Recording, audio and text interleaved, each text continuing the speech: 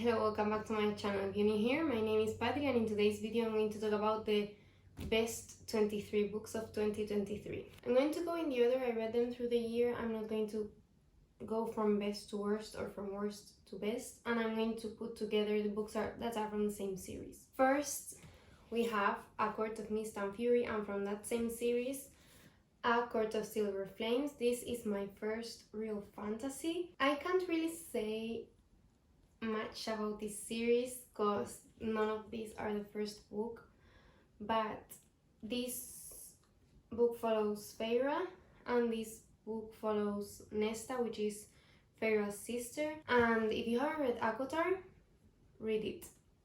Just do it.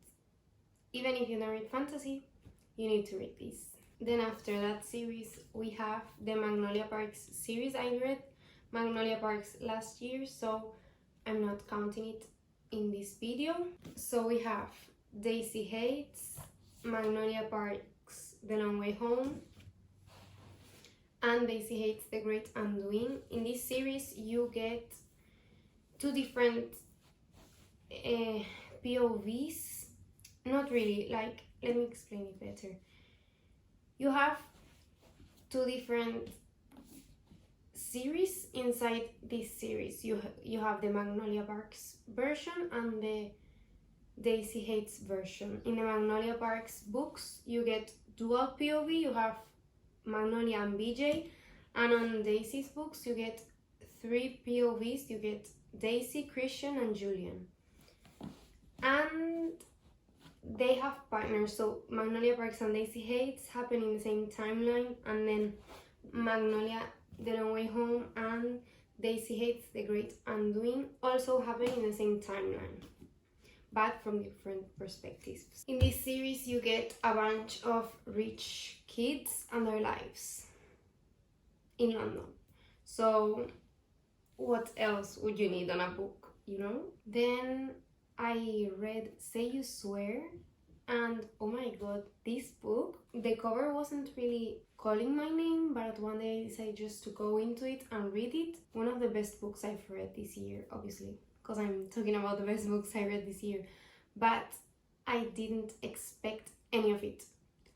It was crazy. It's a sports romance, dual POV. I'm gonna leave it at that, okay? Then we have Final Offer, which is the last book from the Dreamland Billionaire series. I loved this book. I'm a lover of single parent or single guardian tropes, and this is one of them. So I loved this book. I enjoyed it a lot while I was reading it. I love Callahan, and I love the girl from this book, which is, I don't know, I don't remember her name. Cami, I think it is. Then we have two books that are again from the same series. We have Things We Never Got Over and Things We Left Behind.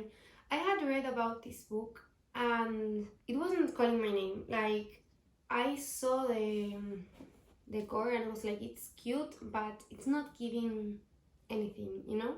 And one day I decided to buy it. I was like, okay, everybody loves it, so it has to be good, and everybody talks really highly about Lucy's score, so I decided to buy it. I hadn't even read 20 pages and I was pre-ordering the second book because, like, the writing, the characters, the town, everything is amazing.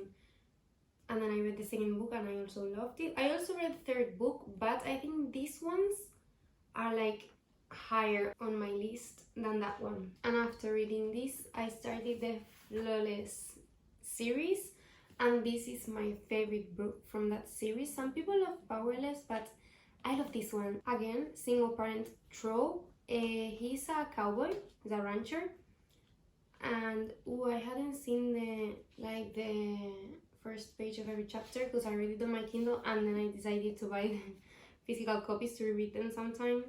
And it's my favorite book. You get Willa and Cade. Willa is visiting her best friend, which is his brother's girlfriend, fiance, and she doesn't have a job, and Cade needs a nanny for his kid, so they struck up a deal and she is living with them for the summer only, so he can work while his kid isn't at school. And oh my god, you need to read this series. Like, Elsie Silver is amazing. But this book in particular, it's like the kids for me, you know? Like when they're well written, because sometimes they're really cringy, but like when they write kids like this, it's like amazing. Then I read The Bad Reputation Duet. This book, well, these books, I read it together, but you can buy them separately.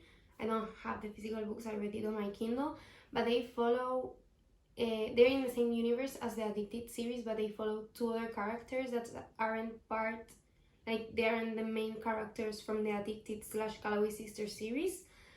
And I was so sad to read it because that means the universe is over. Well, no, I can read the books about their kids because there's like another series inside that universe, but I don't know if I want to.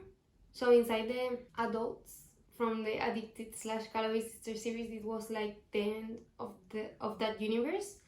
And I was really sad to read it, but I did love it. It's like an 800-page book, but it was amazing, and like you get to learn things from those characters that you didn't learn while you were reading the other series. So great. And after that I read, I don't know like why I read this. I think I heard Steph Bohr talking about this book and I decided to read it, and I read Lotus. This book is it has a different concept, okay?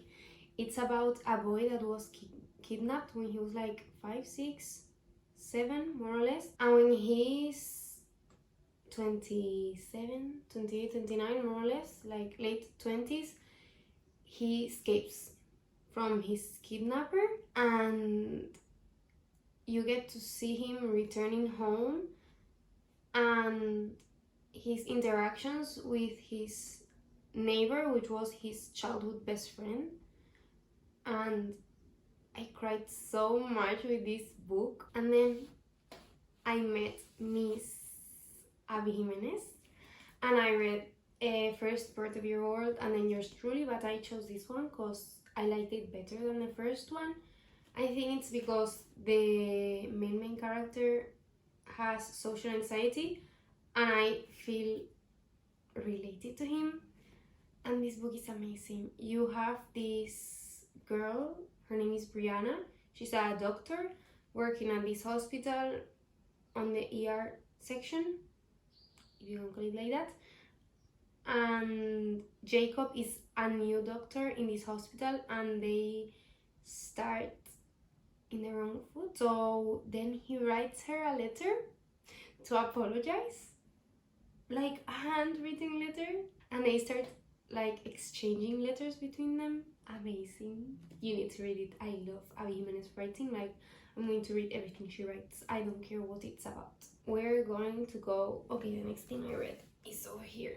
Then I read Fourth Wing. This book, I've talked about this book in my last 10 videos, I think, but this book is about a fantasy world where when you turn 20, I think it is, you have to decide what you want to do. You can be a dragon rider, a scribe, a healer, or you can be in the infantry. And this girl has been studying all her life to be a scribe, but her mom makes her go into the rider's quadrant, which is what her mom is. She's a dragon rider, and her sister also, and her brother used to be when he was alive.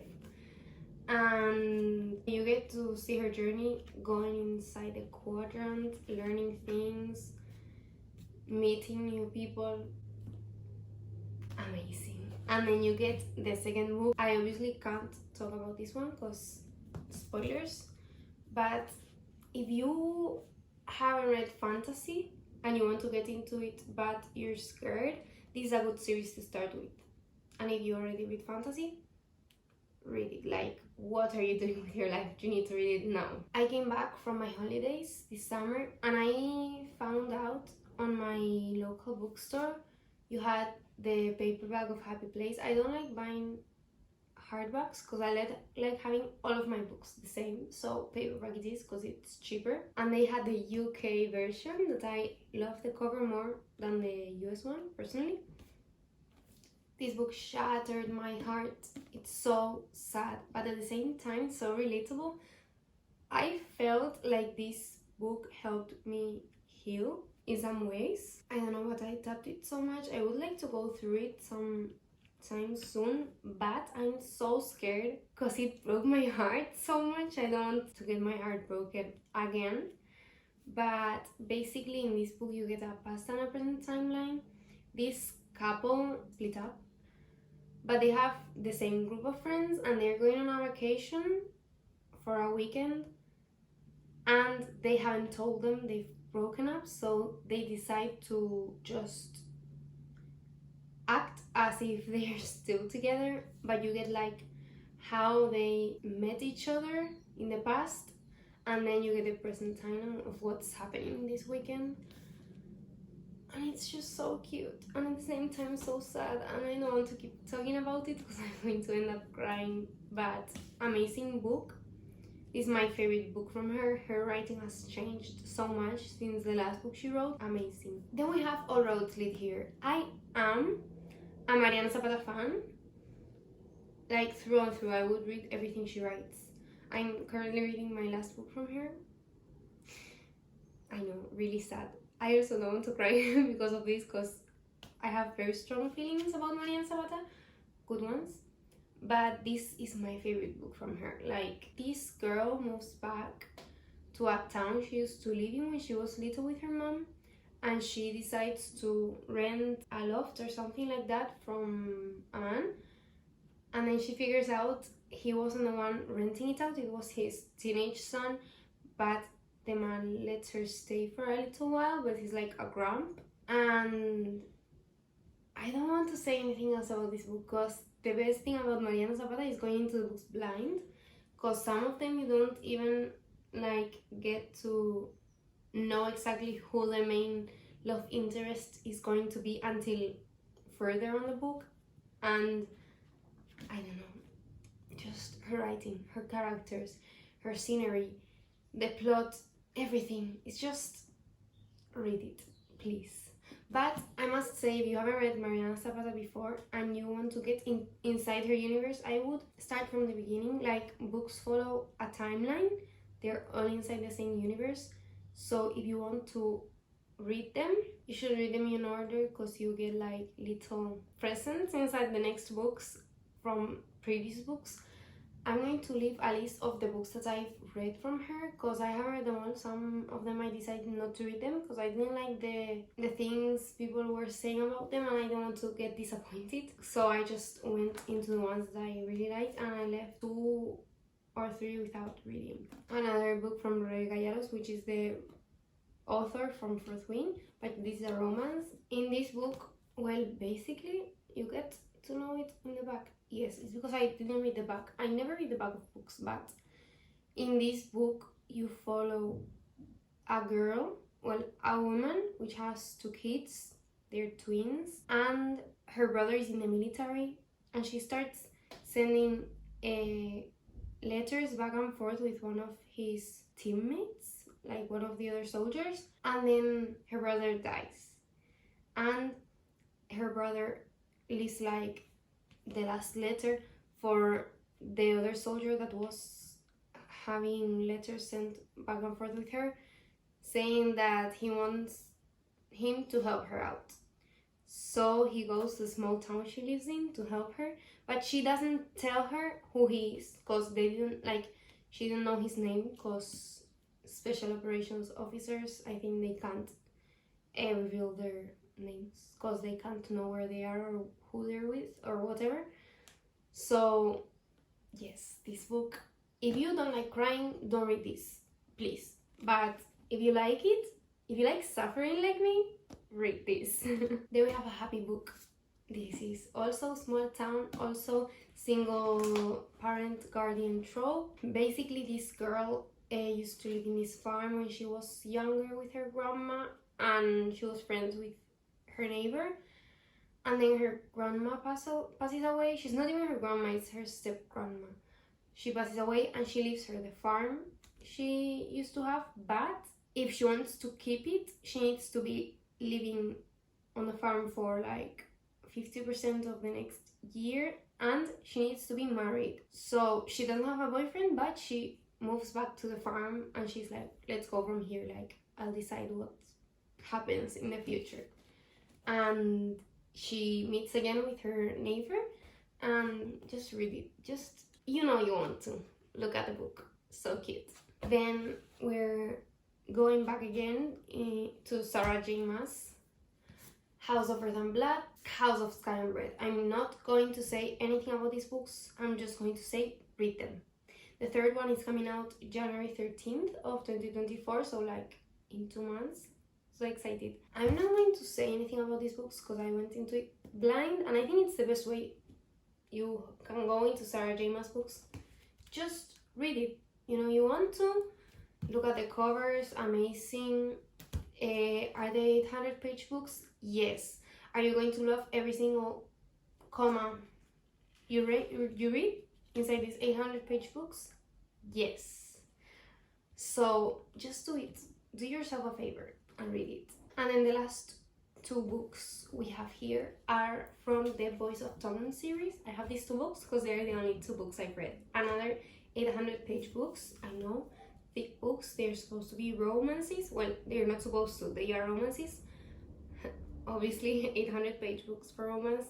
Is there so much you need to say? Well, let me tell you what. Yes, there is. This follows the same couple, so it's technically 1 book. Amazing. You're going to finish the second one and you're going to be like, and the next one? Like, I want more. This isn't enough. That's how you're going to feel. This book is amazing. This girl switches schools because she's been bullied, so she starts going to this private school. I'm not going to say anything else about it, okay? But what I am going to say is check the trigger warnings first. And I'm also going to say that if you like the Addicted series, you're going to love this because it gives the same vibes. You get this found family aspect, and that you meet all these amazing characters. Read it. Just, again, do yourself a favor and read it. So these are the best 23 books I read in 2023. If you read some of them, I would love to hear what you thought about them in the comments. And if you want to tell me what your favorite books of 2023 were, I would also love to hear that. I hope you liked today's video, and I'll see you next time. Bye!